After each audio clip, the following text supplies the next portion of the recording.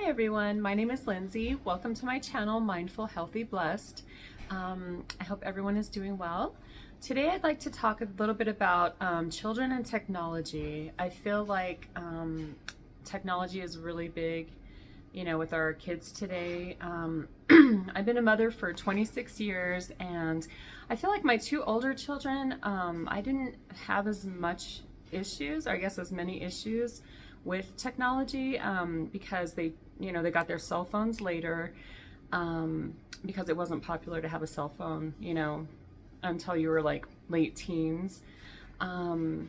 Also, I mean, they had Nintendos and Xboxes, things like that, but it just seems like the technology today, with the computers, tablets, TikTok, Snapchat, all of that stuff, it seems like the kids just want to be on there all the time. Their friends are on it. That's the way that kids connect these days, is through social media and through texting. And it gets a bit excessive. So I have some tips that I've started implementing in my home, actually. I need to do more. I need to definitely, if you guys have any tips on getting your kids to use social media and technology less, please comment. I would love to hear your tips. So my first tip is get them outside. So if you're going to take them outside or go to the park, encourage them to leave their phones at home so that they have, they're not going to be at the park on their phones or tablets.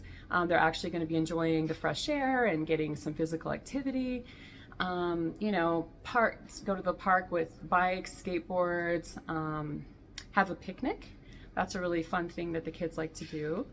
Invite their friends also, because then that's a good way that you can connect with, your children and their friends and get to know their friends better. My kids really enjoy going to the roller rink. They love to rollerblade.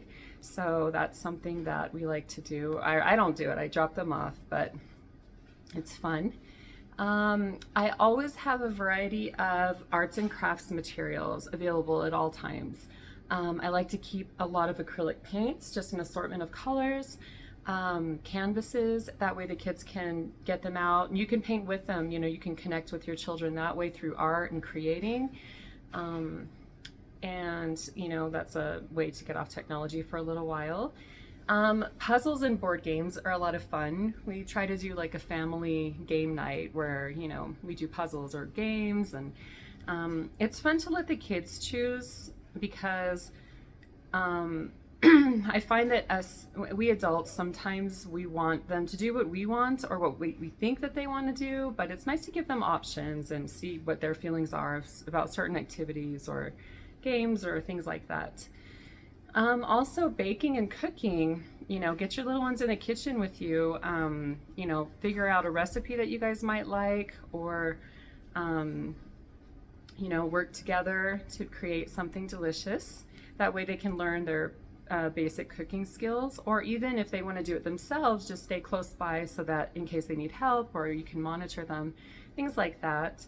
I recently bought my almost 13-year-old a subscription to Thrasher magazine because she loves skateboarding, and so I'd rather her read the magazine, than be on her phone or something like that. So magazine subscriptions are good. Take your kids to the library, let them pick out books that they like and that they're interested in, and you can get books for yourself. And then you can have reading time where you all sit around and read, and that way you're modeling that behavior for them. You're not just telling them what to do, but you're doing it with them. If the weather's great, hiking is awesome. Kids, they need to get that energy out. They need to get outside and connect with nature. Hiking is very good. I've been taking my 13-year-old to the gym with me when she wants to go. I don't like to force it on her, but, I'm teaching her about taking care of your body and, being healthy, and that the gym isn't just for losing weight. It's for, your heart health, your mind, your mental health.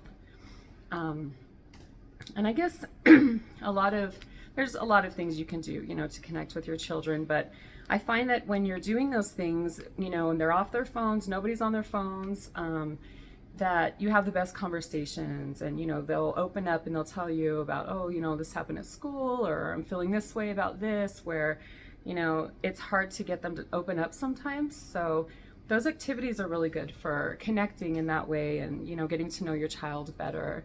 And lastly, I'd say model that positive behavior by trying to stay off technology yourself. And I'm guilty of, you know, being on my phone quite a bit.